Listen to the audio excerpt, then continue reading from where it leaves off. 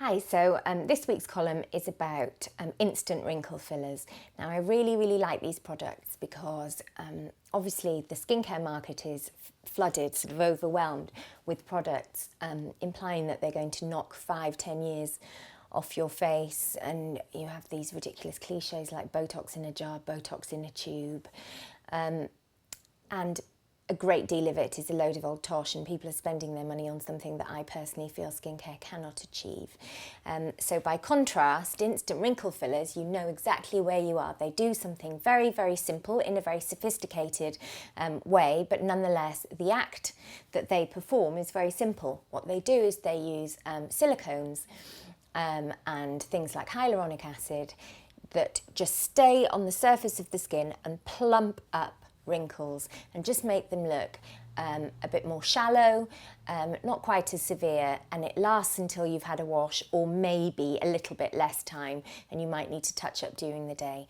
And that's the other genius thing about instant wrinkle fillers, is that most of them can go over makeup throughout the day. So you might have just put your normal makeup on in the morning, or even a bit of filler with it, and then if you're going out in the evening, you can just pop some on over your makeup, and because it's silicone and it just slips over the top rather than an oil or a water-based thing, it won't affect your makeup too much, which is great. You can just pop it in your handbag and it will literally just come off again in the next shower, because it doesn't go into your skin, it just stays on the surface. That's what it's there for. It's basically polyfiller for your face, and I sort of think there's something quite charming about the honesty of that in an industry that is so sort of flooded with misleading sort of faux science guff, really. I quite like the honesty about an instant filler. And also the good news is that the formulas now are really sophisticated and they go on really nicely and make your skin look great. So I'm just going to show you how to put them on. This is going to be a very short video because it couldn't be simpler, really. So this one from Clarins, I loved this. The reason I particularly loved it was just such a great package. You can just chuck that in your makeup bag. It's not like carrying skincare around. Fillers are not skincare, by the way. They're cosmetic products. There's one here, by the way, I should mention this because everyone's obsessed with it. Nano Blur. Nano Blur is selling like hotcakes everywhere at the moment. People are going mad for it. It's one of the biggest beauty stories of the year. I tested it for the column and it is fantastic. It's really good, but my skin's too dry for it. They say that if you have dry skin, you mix it with moisturiser, but I just didn't find it had as much of an effect filler-wise when it was mixed with moisturiser. But if you have any other kind of skin, it's fantastic. It's a really good product and a brilliant price. However, it was a bit drying on me, so I'm going to show you the Clarins one, which I love. So you just twist it up, out it comes, and it's thick silicone filler like you do the tiles in the bath with.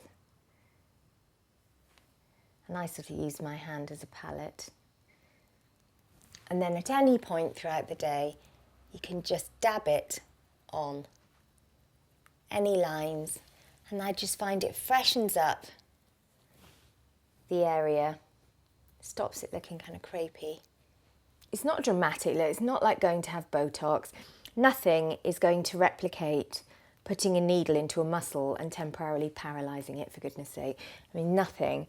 There's no way you can put something, dab something topically on your skin that's going to have the same effect. But that's no bad thing, in my opinion. And it's certainly no bad thing to replace fillers, surgical fillers, because I think they're weird. I have scarcely seen fillers that look good.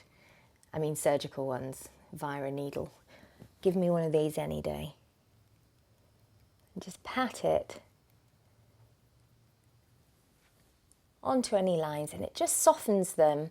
It's a bit like stretching a nylon stocking over a camera lens or smearing Vaseline over a camera lens. It just makes everything a bit softer, a bit more soft focus. And you can put them anywhere.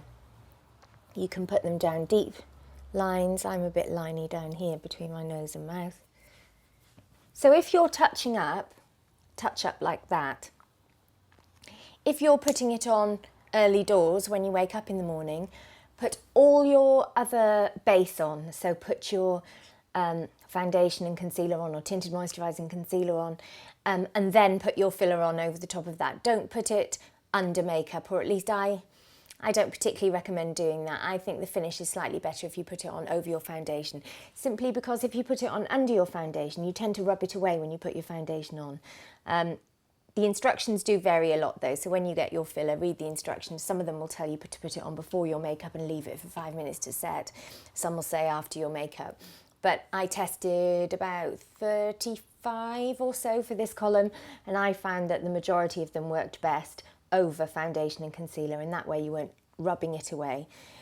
That's the other thing I need to tell you about fillers. Do not rub away at them, dab them, and massage them into the line. If you rub at them, sometimes the makeup of the formula will sort of break down and get bobbly and go into little balls, which is my worst thing, as you probably know by now.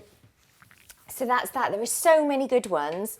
I tested some really good high street ones, some really good very designer ones. It really is a question of finding the right one for you. I think quite often it's about the packaging. The packaging is really important because it's something, do you want it to be portable and take it around in your handbag, or do you just want it on your dressing table before a night out?